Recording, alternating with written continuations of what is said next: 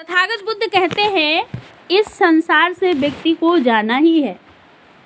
तथागत बुद्ध कहते हैं इस संसार में जो आया है वो जाएगा। इस सच को हम सभी लोग जानते हैं ना, लेकिन हम स्वीकार नहीं कर पाते हैं। स्वीकार कर पाते हैं? नहीं कर पाते हैं। अब जब स्वीकार नहीं कर पाता है व्यक्ति तो तमाम अंधविश्वासों में, तमाम आडंबरों में खिंचा चला जाता है, झुका चला जाता है। उसके लिए तमाम मान मनौती इत्यादि इत्यादि सब कुछ करता है ना। क्या वो कभी काम आती है? नहीं आती है, क्योंकि सच जो है उस सच को हम कभी भी चाहे जितना बांधने की कोशिश करें, चाहे जितना रोकने की कोशिश करें, वो रुकेगा नहीं। अब देखिए, बच्चा जब जन्म लेता है तब क्या कोई टाइम निश्चित होता है? नहीं होता है ना। जन्म का कोई टाइम निश्चित नहीं है। जितने टाइम उसका समय आएगा उतने टाइम उस अपने समय पर उसका जन्म होना ही है, जन्म होगा उसका। मरने का भी कोई टाइम निश्चित नहीं है। निश्चित है? नहीं। जिसका अंतिम आ गया वो उसका उस काल में, उस दौर में, वो चाहे जहाँ भी हो, चाहे वो सफ़र कर रहा हो, चाहे वो बिस्तर पे हो, चाहे वो बैठा हो, चाहे वो चल रहा हो, जो भी जहाँ की स्थिति में है वो उसका उसमें अंत होना ही है। लेकिन इस बात को हम लोग स्वीकार हजम नहीं कर पाते हैं, स्वीकार उसको नहीं कर पाते हैं। ऐसी ही घटना एक तथागत बुद्ध के समय काल में घटी। क्या पहले नहीं होता होगा? लेकिन होता होगा। क्या हुआ कि इसी श्रावस्ती नगरी में तथागत बुद्ध अपने वर्षावास में ठहरे हुए हैं। उसी वर्षावास काल में एक महिला थी जिसका नाम था किशा गौतमी। उसके बेटे की मृत्यु हो गई, अकेला ही बेटा था।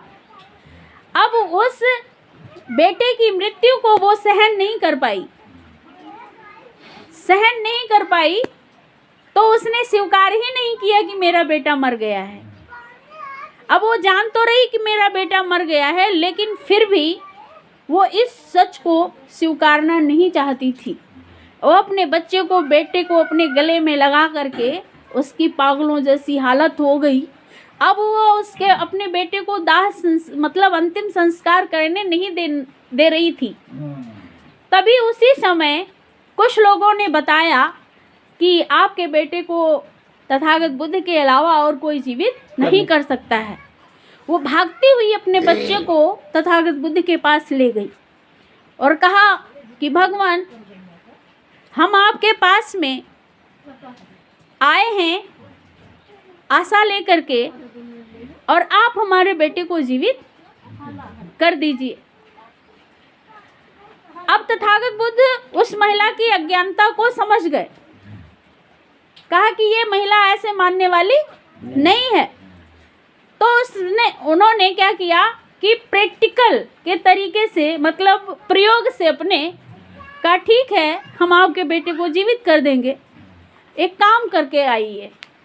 तो महिला कहती है कि भगवान वो कौन सा काम है? तो कहते हैं कि जाओ, इस नगरी को जाओ और मुट्ठी भर सरसों लेके आओ, मैं आपके बेटे को जीवित कर दूंगा। अब वो मुट्ठी भर सरसों लेने को चलती है, उसको फिर रोकते हैं और कहते हैं कि पहले मेरी बात तो सुन लीजिए। वो आती है और कहती है बताइए भगवान। तो कहते हैं कि वो सरसों ऐसे घर से लाना जिस घर में आज तक कोई मरा हुआ ना हो। अब वो भागती जा रही है, घर घर पे जा रही है और वो कहती है सबसे कि हमको मुट्ठी भर सरसों दे दो।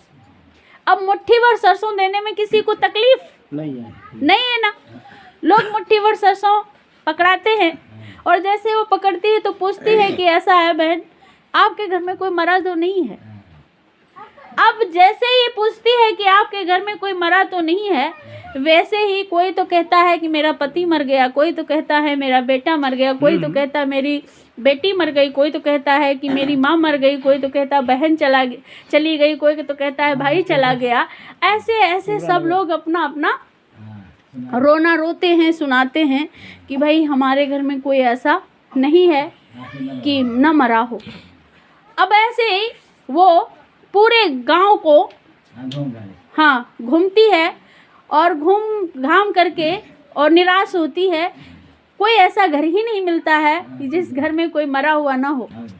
अब निराश हो करके तथागत बुद्ध के पास में फिर जाती है और हाथ जोड़ के खड़ी होती है कि भगवान, मुझे कोई ऐसा घर नहीं मिला है जिस घर से हम सरसों ला करके आपको दें, जिस घर में कोई मरा ना हो। तो बुद्ध कहते हैं तो फिर परेशान क्यों है?